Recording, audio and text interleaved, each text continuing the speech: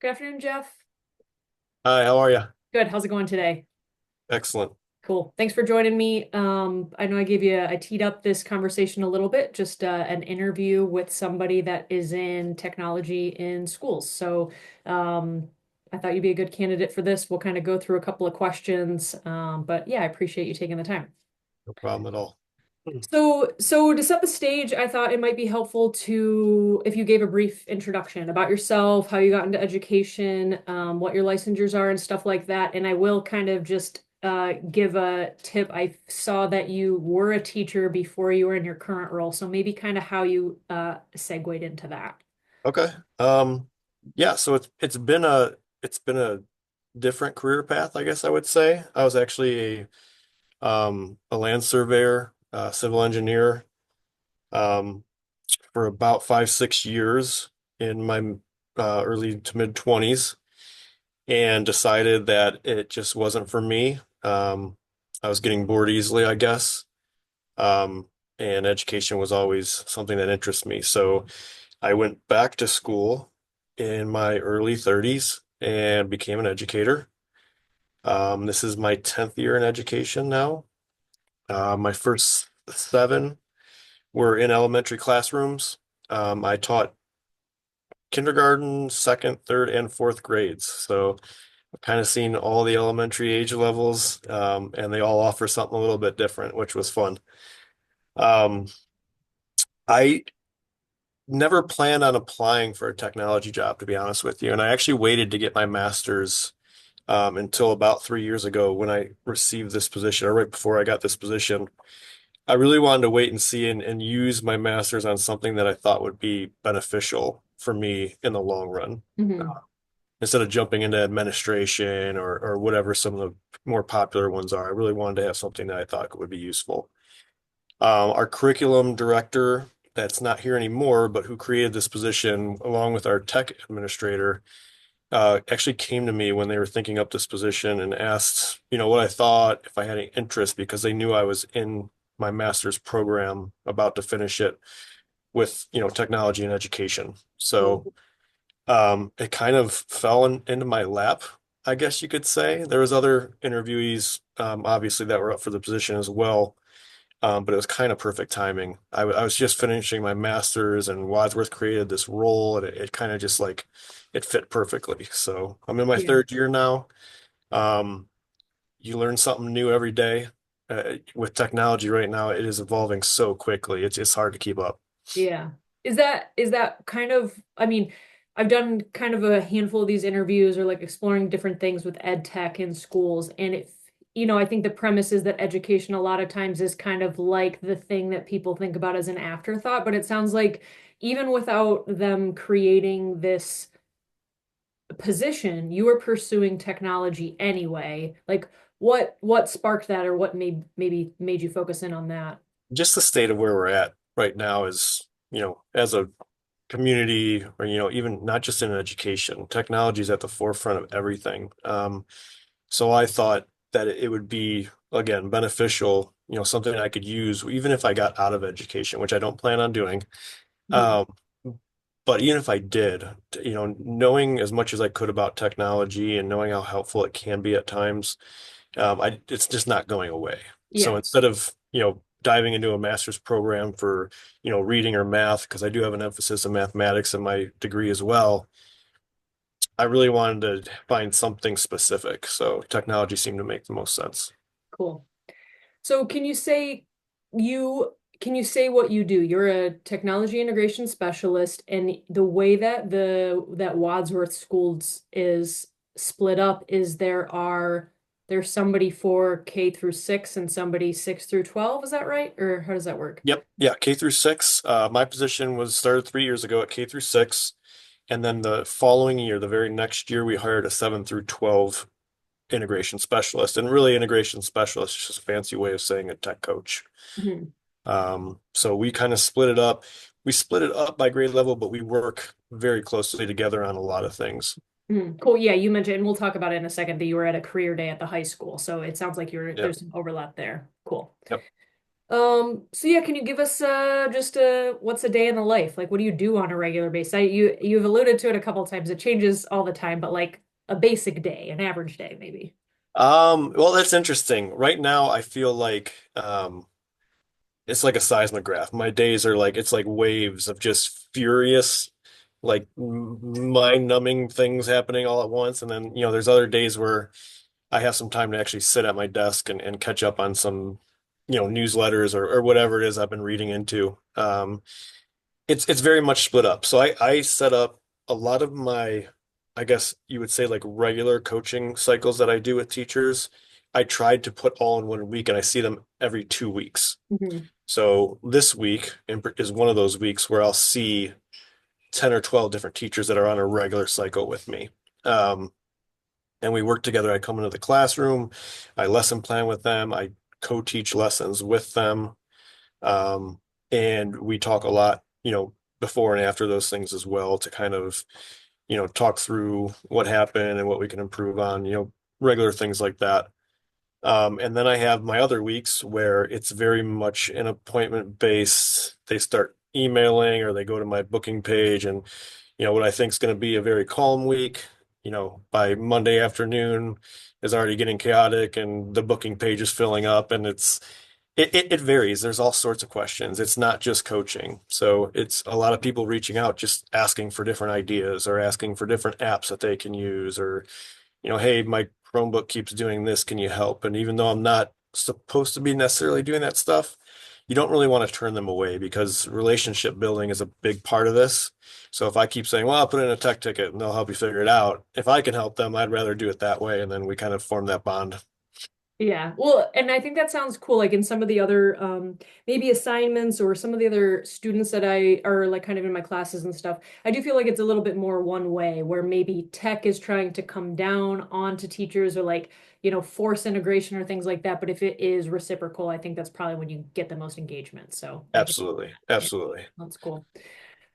So the I guess it's kind of cheating. I did a little bit of background work and I kind of explained this to you that I saw like the department or the district's technology plan and stuff like that. And I'm kind of exploring both of those things. So I took a look at Wadsworth's technology plan and it's basically a 5-year plan.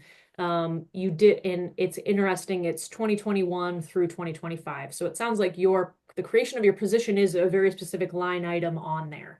Yes. There's a handful of line items and kind of tracking. So here we are coming at the end of that. And so, yeah, one of the things I'm really curious about is the development of the technology plan. I imagine you weren't part of it before. I mean, maybe you were. That'd be really cool if the teacher was. But are you part of what's going on right now for like 2026 onward? Do you know what is coming down the pipe for you guys, or what is your role in the greater technology department in terms of the district's plan? So you're right. I wasn't a part of the technology plan that we're currently ending. Um, and we've actually, me and Elizabeth have been given a pretty precise part in the new one coming out. So we don't have, we're not encompassing all of it. Our tech administrator and some of the powers that be are doing most of the legwork on that. But they have tasked me and Elizabeth with the AI or artificial intelligence part of that. Obviously, with that kind of being the big item that's come down the last couple of years, we have basically spent the last 18 months vetting every resource we could find and learning as much as we can about it, going to, seminars and professional development sessions and really trying, we just dove right in. And so our part of that plan coming up is going to be how do we properly roll out AI into our classrooms. We've already started rolling it out to our teachers, but very specifically right now telling them not to roll it out with students because we just don't know how we want that to look yet. So we have that small part of the new technology plan that'll be coming out. Like I said, we've been working on it for about 18 months. Um, but yeah, like I said, and AI more than anything in technology right now is changing so rapidly that Hmm. things that we did and read about 6, 12 months ago in professional development sessions that I gave just a year ago are no longer relevant in the area. So, we're giving we're going to Kent State here next week. Oh, my lights just turned off. Oh, you got the Uh, auto we're sensors. Yeah. we're going to Kent State next week to give a professional development session at the Neotech conference, Oh, cool. which is great. It's fun I love doing that stuff. But again, we would have had to change this. If we would have written this a year ago, it wouldn't be relevant today. Yeah. So we've actually wait until about 2, 3 weeks before a session to really get into the meat and potatoes because we don't want to do the work twice over. Yeah, that's fair. And I think one cool thing about your guys' district plan it is, I don't want to say vague, but like it's intentionally vague to kind of allow for the nuances that may happen over the five or, to your point, 18 months, but a 5-year plan. So Absolutely. a Like general anything note else, of you don't the, want to get stuck in yeah, the writing of something and when it's too tight. So yeah, right. they did that purposely for sure. Cool. So it sounds like you're digging into some things in terms of like standards if you're going to conferences and stuff like that. One of the big things that we're learning about in our ed tech classes is like ISTE standards. We were directed to the Department of Education's technology development plan, kind of like the guidelines for national schools. Yep. Um, how often would you say you reference that, or how is that a guiding light? Are there other things other than those two references that you use on a regular basis to kind of shape your approach to things? I think in the beginning I referenced it a lot. One of my first year tasks given to me by our old curriculum director was to dive into the standards a little bit, comparing Ohio to national, and then kind of breaking it down K through 6, what that looked like. Hmm.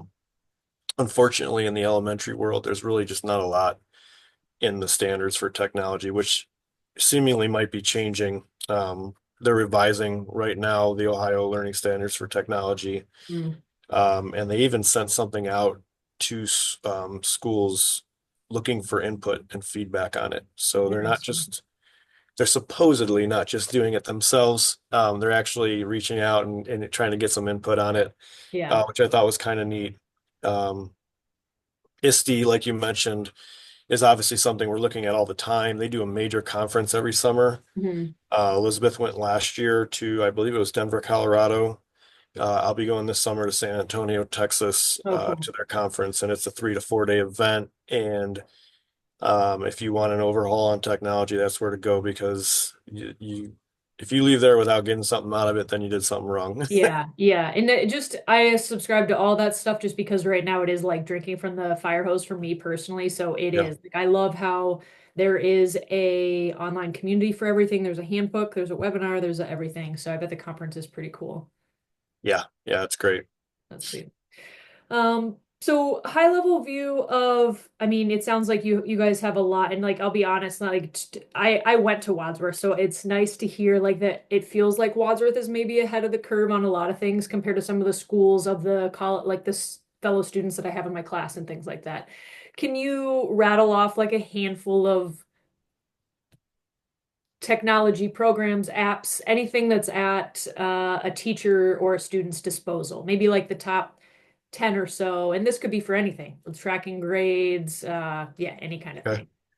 We're actually doing a March Madness edition this month of we do a thing called Tech Tuesday here. So we put together a March Madness bracket of different apps and platforms for teachers to check out and vote on. Nice. Um, so we're rolling that out. They had 8 different things to look at last week. Tomorrow we'll be sending out another 8 for them to look at, and it's going to work just like the March Madness bracket. Teachers are going to vote on the ones they like, and they'll get pushed through. And then at the end, we're going to do some bigger professional development on the ones that the final 4 or whatever. Cool. We're a Google district, so that's our primary focus when it comes to really what we want to do. And we've talked about this a lot. If a teacher comes to us with something that they need, if we can solve it with our Google products, we like to do that. Hmm. Obviously, pay a lot of money for that, but it's also a great product to use as well. So we have that. We have Screencastify that we use for video recording, which is a great tool. Some of the editing capabilities of that have really grown, which is great because we really got teachers to start using it. Unfortunately, during COVID, Hmm. they were recording video lessons and sending them to students, things like that. Now, Screencastify, you can even send out recordings to students in a program through them called Submit, and they have to like send a recording back to you. Oh, interesting. So it's a really neat interaction. We used to have Flipgrid. I don't know if you ever heard of it. Mm-mm. That was kind of like a video conferencing thing where you could send short videos back and forth between each other and get responses to things. They recently basically went away. You need a Microsoft license if you're going to use that now. So Screencastify is great.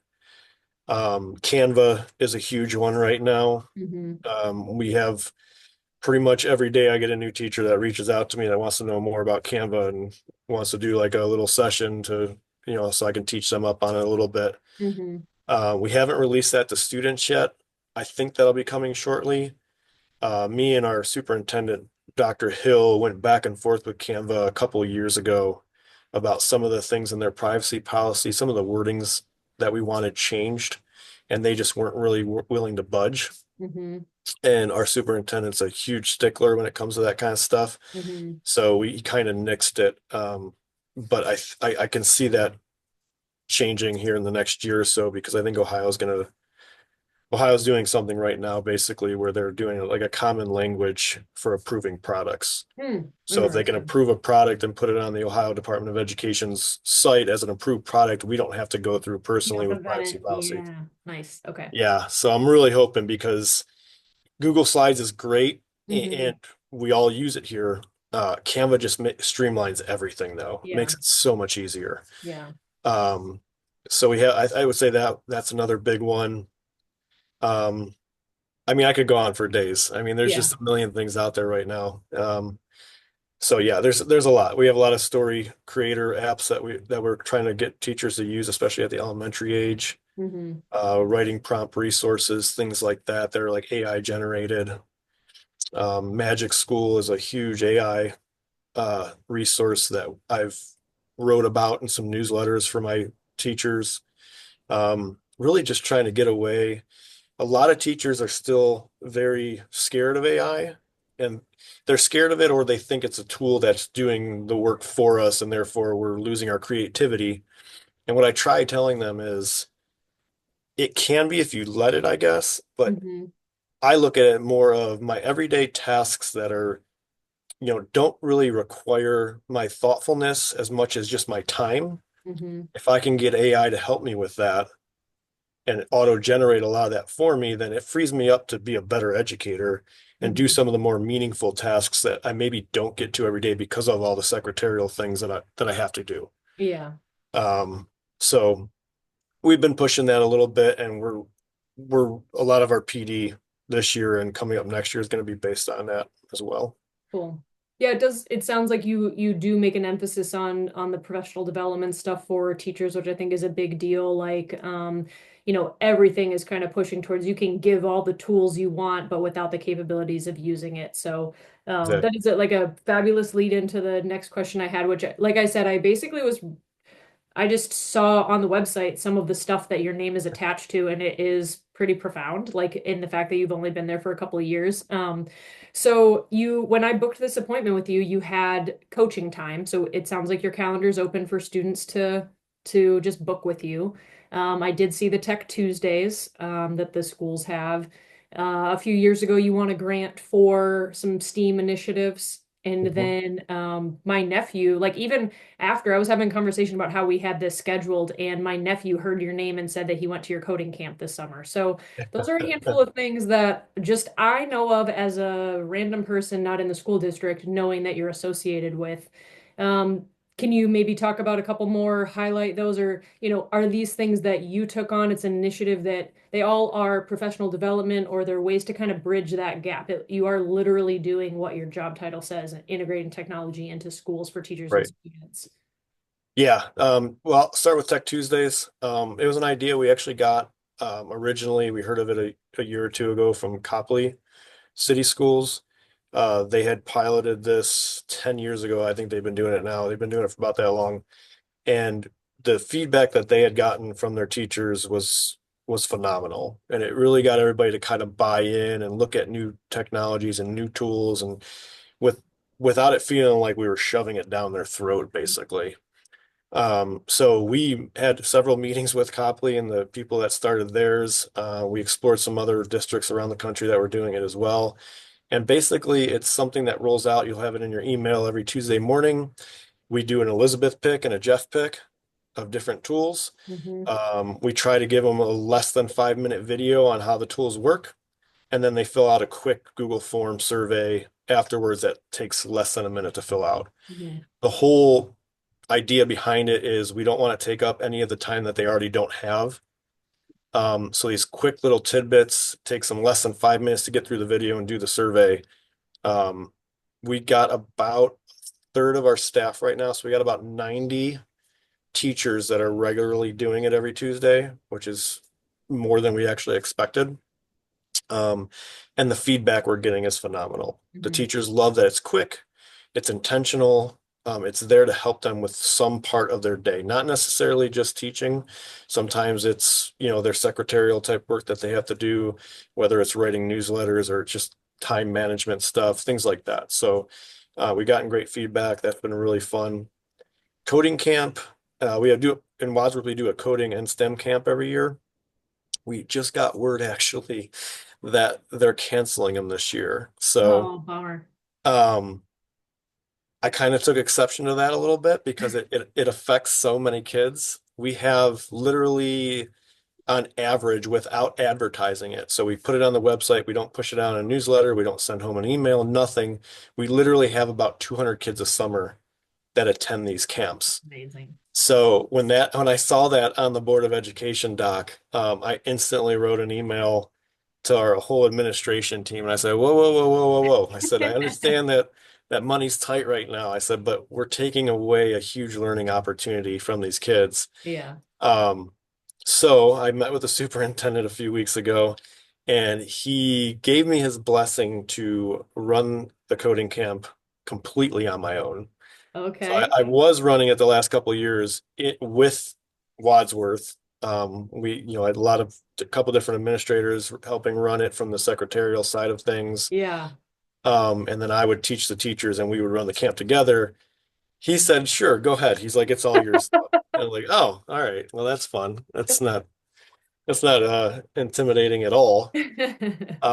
So I'm in the process right now of reaching out to some of my like kind of I call them A-list teachers that I really need to come with me on this journey Yeah, if we're right. going to do it. So I'm reaching out to them now, and I am going to try to run our first coding camp without all the help of the district. So I'll Good get back luck. to you and let you know how that goes. Yeah, yeah. I'm sure I'll hear firsthand if my nephew goes. So Yes, yeah, yes. that's cool. Um, but yeah, I kind of got off track there. Um, we do a lot of PD. So me and Elizabeth are a part of all of our PD days that we have here at Wadsworth. We hold sessions.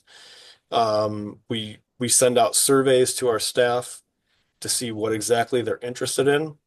Um, we look at those surveys very intently so we can plan accordingly. We got asked this year to go to Nordonia's AI summit that they held, Mm. because somebody in their administration saw us present at a conference last year and said, "Hey, we need you at our AI summit this year." So that was kind of neat, and we got to go present to a room full of strangers, which is still one of these things that I'm still trying to. I'm one of those people that I could talk in front of a million kids all day long, Yeah, but you put me in front of adults and it's just like a cold sweat starts instantly, and um, so it's that's been something, one of my own professional goals I've been working on yeah, for a yeah. few years. But Well, it's like a trade-off. I imagine you've gone to conferences and like received information from people, so obviously you're doing something right and paying it forward in that way too. So, yeah, yeah, Elizabeth's been a big help too. She's easy to work with. She does not fret in front of anybody. yeah, So I can feed off of her a little bit too, which yeah, helps. yeah. That's good. That's cool. Um, yeah, so I do want to like obviously we could talk about this for a whole nother hour, I would imagine, but I do want to be mindful of time. And one thing I always try to ask at the end is just, what you're excited for in the future, what you have on the horizon in your specific role. If there's any grants you have that you guys are looking towards, anything like that. And then kind of in that same vein, any stuff that you look at on a pretty regular basis, like blogs that you recommend, newsletters you subscribe to that are kind of like your go-to for if it's not ISTE right now, that because you're kind of into this position for a little bit more than, just your first year, like what are some go-to tools? So I guess that was kind of two in one, but yeah. No, that's good. One thing that's kind of exciting right now is one of our schools, Franklin Elementary, is a STEM designated school here in Ohio. It's the only one we have in our district out of the five.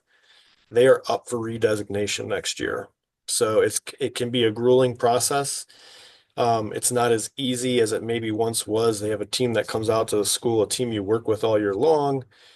They come in and they pin and poke at you, and they really make the process. It's a little bit harder to get that designation now. So Yeah. I've been working extremely closely with them over the past year, and when we actually just had a full day PD last week as well. I go to different places in Ohio with their principal over there. We're part of a PLN with the OSLN, and we go to different schools and check them out and talk to different educators and you know on best STEM practices and things like that. So Mhm. that's kind of exciting, something coming up. Trying to get the staff ready for that and being as much of a help as I can be, I guess, because that kind of stuff's important to me, obviously. Yeah.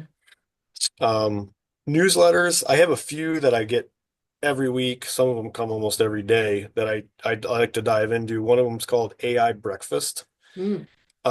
It can get a little bit more on the like tech administration side of things at times, but it does give good updates on everything AI, especially the major platforms and what's going on with them and what's happening. Learn 21 does a newsletter as well.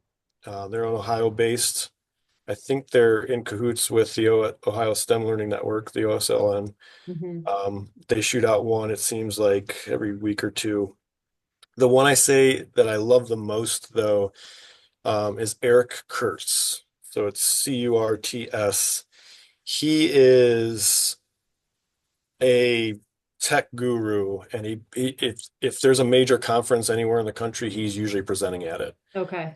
He has just a million ideas, and every newsletter you can never get to the end of it because he's got so much stuff.